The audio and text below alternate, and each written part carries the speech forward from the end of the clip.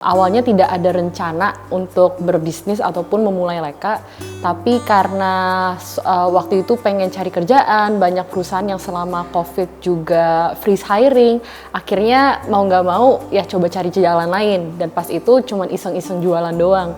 Ternyata banyak peminatnya, banyak yang suka, dan akhirnya kita putusin kenapa nggak dibikin brand aja. Nah, jadi Leka sendiri itu produk awalnya produk pendukung kesehatan, dan makanya namanya kita pilih Leka, karena Leka bahasa Yunani itu artinya pelindung dari orang. Satu hal yang aku sadarin, tantangan tuh tiap hari pasti ada. Tantangan nggak pernah selesai-selesai.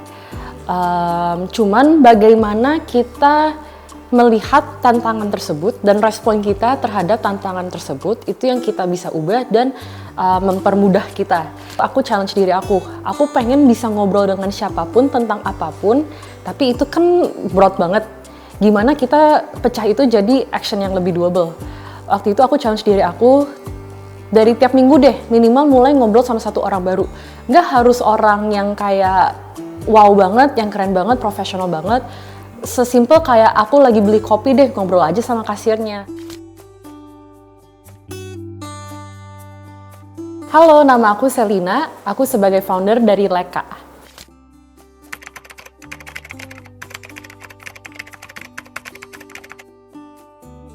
Leka bahasa Yunaninya itu artinya pelindung dari orang. Jadi Leka sendiri itu dimulai di tahun 2020, pas banget sebelum pandemi, dan mulainya tuh gara-gara kepepet. Jadi pas itu aku baru selesai kuliah, baru for good. Awalnya tidak ada rencana untuk berbisnis ataupun memulai Leka, tapi karena waktu itu pengen cari kerjaan, banyak perusahaan yang selama COVID juga freeze hiring, akhirnya mau nggak mau ya coba cari jalan lain, dan pas itu cuman iseng-iseng jualan doang. Ternyata banyak peminatnya, banyak yang suka, dan akhirnya kita putusin kenapa nggak dibikin brand aja. Nah, jadi Leka sendiri itu produk awalnya produk pendukung kesehatan, dan makanya namanya kita pilih Leka, karena Leka bahasa Yunani itu artinya pelindung dari orang.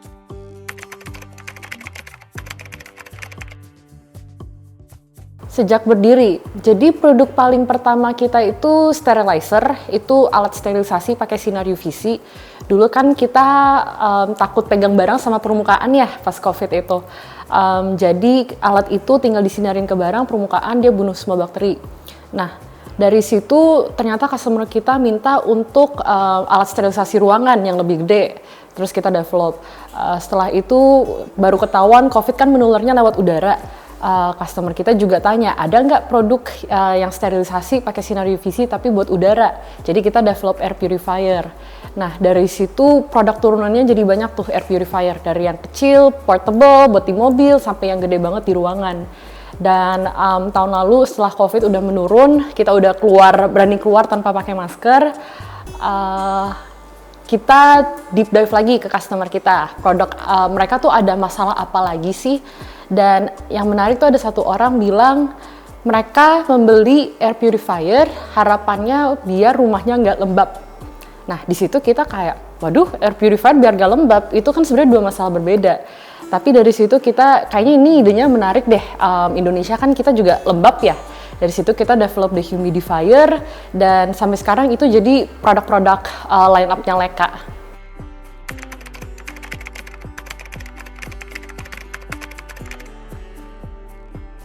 Sebenarnya jujur aja Leka tuh sangat beruntung karena momennya pas, timingnya pas, kita kebantu banyak saat COVID, dan Leka itu sebenarnya kan fungsi produknya adalah elektronik. Kalau brand elektronik biasa orang kepikirannya itu nama-nama brand besar yang di luar sana. Nah, kalau kita bayangin brand besar ini, pasti persepsinya tuh aduh ini brandnya tuh kaku, dingin. Dan biasa sangat kaitkan dengan gadget atau tech. Nah, kalau gadget tech itu kan biasa cowok, laki-laki yang beli. Tapi pas kita awal mulai Leka, ada yang aneh. Yang beli tuh kebanyakan perempuan, ibu-ibu, para mama. Dan mereka belinya untuk anaknya. Nah, dari situ kita decide, oke, berarti target market kita ibu-ibu, perempuan. Dan kita develop produknya tuh semua sesuai dengan kebutuhan mereka. Jadi sebenarnya keunikan Leica yang paling utama adalah di customer kita. Kalau brand lain, brand elektronik atau appliances lainnya ada target marketnya customernya adalah laki-laki, Leica fokusnya ke perempuan, khususnya ibu-ibu.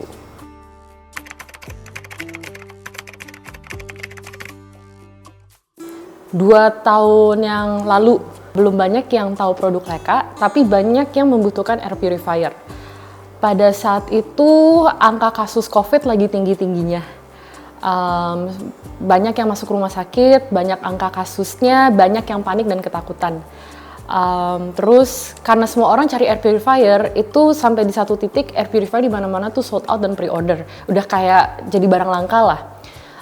Leica pun kita buka pre-order dan kita awal janjinya misalnya sebulan. Tapi karena saat itu angka kasus COVID-nya tinggi banget dan produk kita masih dari luar, itu banyak proses produksi yang ketahan, kita nggak bisa fulfill demand customers gitu cepat. Awalnya yang tadi pre-ordernya misalnya cuma sebulan, ngaret sampai 1,5 bulan sampai 2 bulan. Nah aku inget waktu itu aku sendiri yang masih handle sosial medianya Leica, Instagram Leica. Di satu post kita minta maaf karena pre-ordernya lama, tapi dalam satu hari, dalam 24 jam, itu ada 300 lebih komen dari customer Leica. Mereka maki-maki kita dan marah-marah ke kita. Karena mereka bilang, Kak, ini kenapa produknya pre-order lama banget? Kak, kok barang saya nggak nyampe-nyampe sih? Pada marah-marah, sampai ada yang bilang, Kak, ini mama saya tuh masuk rumah sakit loh. Kalau air purifier Leica nggak datang dalam tepat waktu, Leica mau bertanggung jawab kah? Dan pada saat itu karena aku sendiri yang pegang, aku juga kayak waduh, jadi terbebani semua, maksudnya jadi kebawa kepikiran semua. Sampai di satu titik, aku tuh selama 2 minggu masih buka pre-order, tiap hari cuma balesin komplain dan maki-maki orang. Aku down, duduk doang, nangis. Nangis sampai yang teriak-teriak kayak, aduh udah gak tahan, ini gak kuat banget, gak mau lanjutin. Dan itu kayaknya berlanjut sampai 2 minggu. Karena benar-benar pas itu ya tiap hari 2 minggu itu gitu terus. Tapi justru pengalaman itu karena aku udah ngerasain sendiri kalau pegang sendiri itu capek dan aku nggak bisa, akhirnya itu yang memaksa aku jadi kayak oke, daripada kena mental nih, daripada keganggu terus sampai kepikiran, kayaknya mending cari tim, biar tim yang handle. Daripada customer komplain terus ke kita, mending kita lebih baik kita identifikasi apa yang kita bisa improve, kita perbaiki sistemnya. Jadi itu sampai sekarang satu pengalaman yang untuk aku menarik dan lumayan mengubah, ya dipaksa diubah sih, mengubah cara aku ini solve problem di Leica.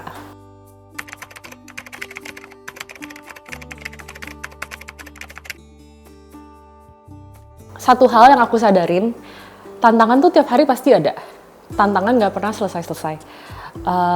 Cuman bagaimana kita melihat tantangan tersebut dan respon kita terhadap tantangan tersebut, itu yang kita bisa ubah dan mempermudah kita. Jadi kalau kita lihat tantangannya sebagai sesuatu hal yang besar, yang kayak aduh ini tuh susah, itu benar bakal jadi susah dan akhirnya nggak ketemu solusinya. Tapi kalau kita lihat ini, oke, ini gampang, ini bisa. Nah itu justru malah lebih gampang jalaninnya, lebih gampang dapat solusinya juga. Aku waktu itu pernah baca satu post, skill seorang leader yang paling bagus adalah mereka bisa menggampangkan semua hal. Semua hal yang susah mereka breakdown gimana jadi simple, jadi gampang. Dan itu menurut aku betul banget sih, apalagi kalau menghadapi tantangan. Tantangan emang besar, tapi justru bisa kita lihat, oke, ini gimana kita breakdownnya kecil-kecil, dibikin sekecil mungkin, biar kita hadapin tantangannya tuh, ya udah kita solve yang ini dulu yang kecil, terus nextnya, kalau yang semua kecil ini udah selesai, kita solve, tantangan besarnya sebenarnya juga udah solve gitu. Jadi itu menurut aku gimana untuk menghadapi tantangan sih.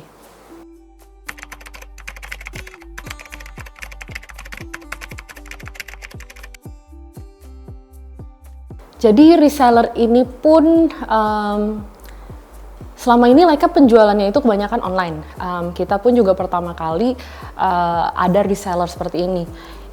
Ada reseller pun itu faktor beruntung lagi. Jadi di tahun lalu kita lihat saat lagi ada event, ada pameran, kok kenapa ada beberapa customer yang transaksinya banyak gitu, sekali beli banyak. Nah, kita baru tahu ternyata kalau di kalangan para ibu-ibu kan pasti di rumah jaga anak, sibuk jaga anak, anterin anak sekolah, masak. Mereka kalau mau beli barang atau apa tuh kadang nggak ada waktu, nggak sempet. Sedangkan kalau online ya kalau inget beli, kalau enggak ya enggak. Jadi mereka tuh biasa nitip ke reseller-reseller ini. Dan setelah kita ajak beberapa reseller ini ngobrol, ternyata cara kerja reseller di dunia ibu-ibu tuh beda dengan reseller yang kayak kita biasanya tahu. Nah, kita pun akhirnya ajak mereka ngobrol, oke, kalau kita mau bangun sistem reseller nih, enaknya seperti apa, enaknya gimana, apa yang reseller butuhkan dari kita, bagaimana kita bisa support reseller, dan apa aja keluhan reseller dengan brand-brand lainnya atau sistem reseller yang ada sekarang. Jadi dari situ beberapa feedback yang kita dapat, kayak misalnya reseller tuh biasa kendala di ongkir atau barang, kalau barangnya banyak mereka repot angkat-angkatnya. Jadi dari situ kita develop sistemnya untuk reseller dengan mengajak reseller ngomong. Nah,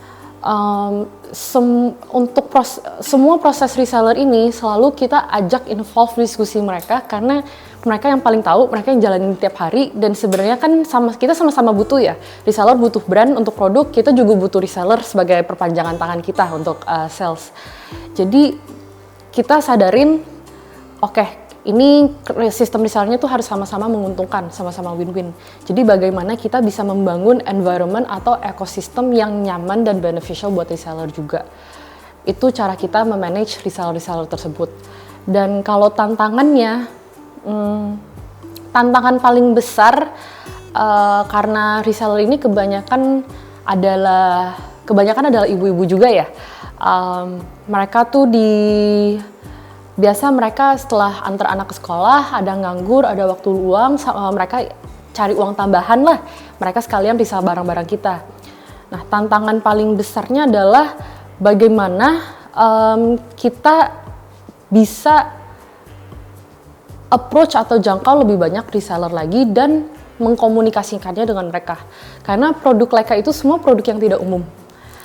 Kalau mungkin kayak blender, juicer, rice cooker, itu kan udah familiar, kita udah tahu fungsinya apa. Tapi produk Leica kayak air purifier, dehumidifier, water flosser, semua itu pas denger juga kayak, aduh ini produk apa sih?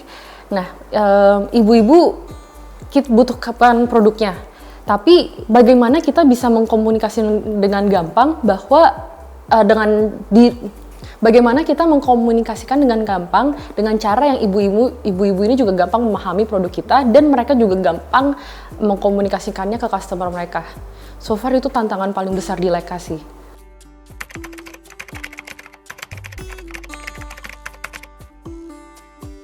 Amin, semoga ini jadi big thing ya.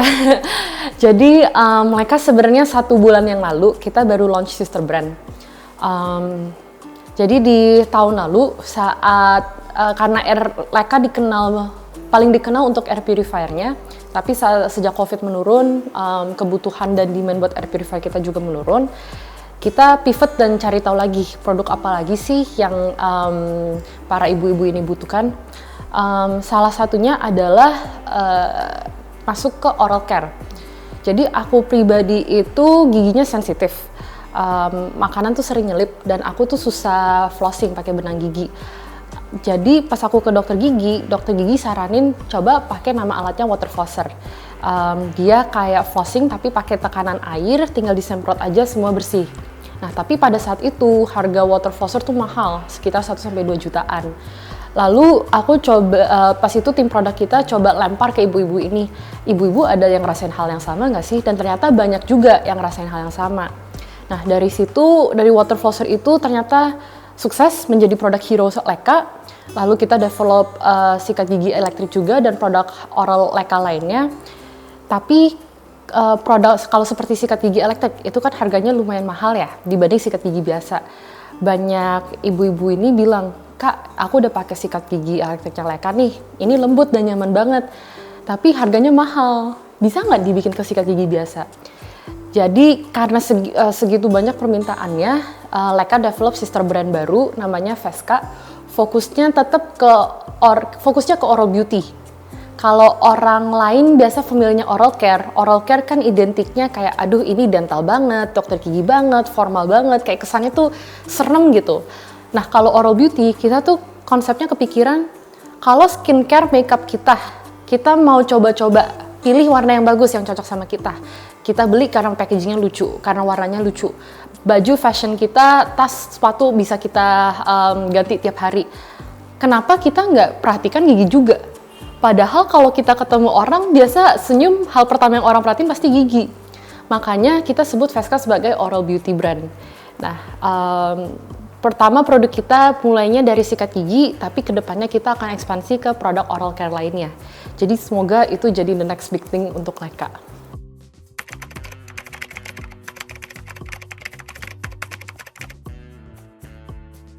Belajar, banyak-banyak belajar. Tapi belajar itu bisa dari banyak sumber, bisa yang gratis, bisa yang berbayar. Kalau berbayar biasa workshop, seminar, itu bisa dapat banyak insight. Tapi kalau aku pribadi tuh paling belajar saat aku ngobrol dengan orang. Aku sebenarnya orangnya sangat introvert, aku takut ngobrol sama orang. Dulu itu kalau sebelum ngobrol sama orang, aku bisa kepikiran panjang lebar, aduh ini nanti ngobrolnya apa ya, nanti kalau tiba-tiba diem, awkward gimana ya. Sampai aku tuh bisa bikin list 10 pertanyaan, jaga-jaga banget nih kalau aku pas lagi ngobrol nggak tahu mau ngomongin apa, aku udah ada list 10 pertanyaan ini yang buat diobrolin sama orang itu. Tapi aku tahu, aku nggak mau kayak gini terus, seterusnya. Jadi yang aku lakukan waktu itu aku challenge diri aku pengen bisa ngobrol dengan siapapun tentang apapun, tapi itu kan broad banget. Gimana kita pecah itu jadi action yang lebih doable. Waktu itu aku challenge diri aku, dari tiap minggu deh minimal mulai ngobrol sama satu orang baru. Nggak harus orang yang kayak wow banget, yang keren banget, profesional banget. Sesimpel kayak aku lagi beli kopi deh, ngobrol aja sama kasirnya. Atau aku lagi di mall ngobrol sama SPG, atau pokoknya ajak siapapun ngobrol, yang penting aku memberanikan diri buat ngobrol dulu. Dari situ udah kebiasa 1 orang seminggu, aku challenge jadi 1 orang per hari. Dari 1 orang per hari, karena udah kebiasa terus ngobrol sama orang baru, akhirnya kayak udah bisa aja gitu ngobrol. Jadi pas ngobrol sama orang, yang ngobrol dengan siapapun, mungkin aku di awal nggak expect belajar apa-apa atau dapat insight apa-apa, tapi justru aku dapat insight paling menarik tuh dari saat-saat yang nggak di-expect itu. Sesimpel tadi misalnya ngobrol sama kasir saat beli kopi. Aku tanya ke kasir, Kak, ini kenapa ukurannya tuh dibikin 3 sih, small, medium, sama large? Dan kenapa harganya tuh dibikin nanggung gitu, yang medium harganya deket banget ke large? Terus kasirnya bilang, justru emang dibikin sengaja kayak gitu, Kak, karena harganya beda dikit, jadi orang lebih kemungkinan beli yang large dibanding medium. Di situ jadi kayak, oh iya ya, oh ini menarik juga, maksudnya insight-nya. Kalau gitu itu bisa diterapkan di secara pricing strategi Leka juga. Jadi hal-hal kecil seperti itu aku nggak expect, ternyata malah dapet ilmu baru loh. Itu.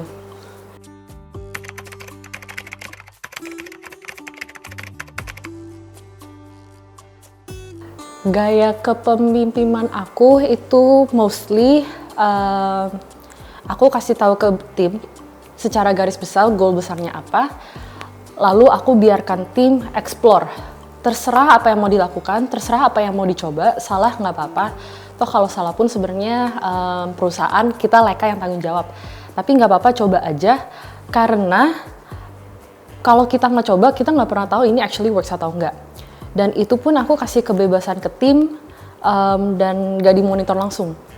Pace-nya atau waktunya, cara lakukannya gimana terserah, yang penting update ke aku hasilnya dan kita review evaluasi bareng. Yang penting itu ada improve-nya terus.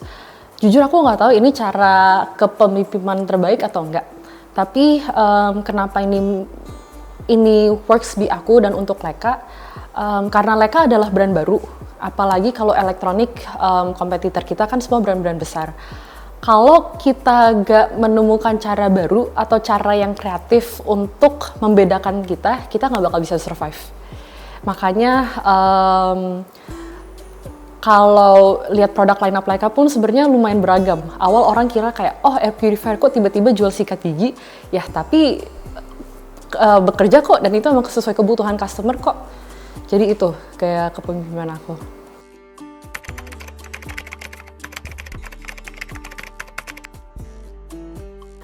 Obsesi kedepannya untuk Leka ataupun Veska, Leka dimulai dengan pemikiran bagaimana kita bisa menjadi solusi untuk orang di masa pandemi COVID. Tapi semakin kesini kita sadar bahwa itu tidak cukup, tapi kita selalu ingin jadi solusi untuk khususnya para ibu-ibu. Jadi untuk Leka kedepannya aku harap sih kita bisa selalu terus mengembangkan produk-produk yang inovatif dan tetap dibutuhkan, tetap dipakai, tetap bermanfaat, dan yang paling penting membantu mempermudah kehidupan para ibu-ibu ini. Kalau untuk Veska, harapan aku, obsesi aku dikenal seluruh Indonesia sebagai sikat gigi paling nyaman dan lembut dan dipakai semua orang.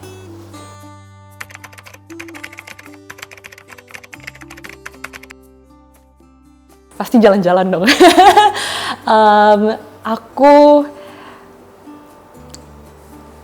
Untuk aku jalan-jalan, kalau biasa kan orang bilang jalan-jalan buat healing, buat istirahat, itu aku setuju. Tapi kalau buat aku pribadi, jalan-jalan itu juga menjadi sumber inspirasi. Pas kita jalan-jalan dapat banyak inspirasi.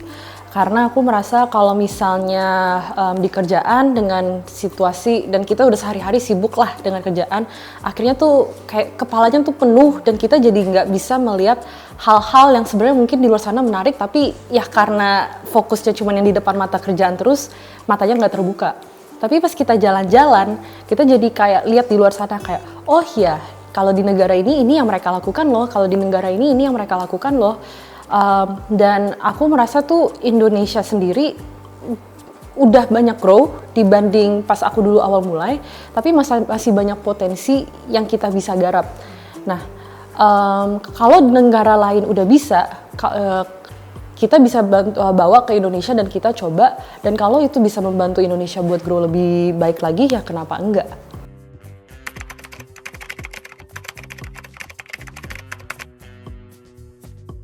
Pesan aku buat para perempuan di Indonesia, mulai aja dulu. Dengan Leka, aku walaupun di awal bukan niatnya untuk menjadikan ini bisnis, tapi kalau dulu awal aku nggak mulai, Leka pasti nggak mungkin ada sekarang. Itu satu. Dan semakin kesini, semakin tahu banyak, semakin takut aku untuk mulai. Kayak untuk sister brand Leka ini aja yang Veska, jujur itu 1,5 tahun kita maju mundur. Kayak aduh, mulai nggak ya? Kemarin pas launching pun sebenarnya kita juga kayak ini sebenarnya produknya belum 100% siap, marketing belum 100% siap. Mulai nggak ya? Apa kita undur ya? Kita delay ya? Tapi kalau kita nggak langsung mulai juga, kita kapan mulainya? Mulainya nggak harus langsung besar, mulainya nggak harus dengan sesuatu yang besar, mulainya dengan yang kecil dulu aja, yang di depan mata dulu aja. Tapi kalau kita udah mulai yang kecil dulu, bertahap, lama-lama itu juga jadi dikumpulin jadi sesuatu yang besar kok. Jadi pesan aku buat para perempuan di Indonesia yang mau mulai bisnis atau berbisnis, udah mulai aja dulu.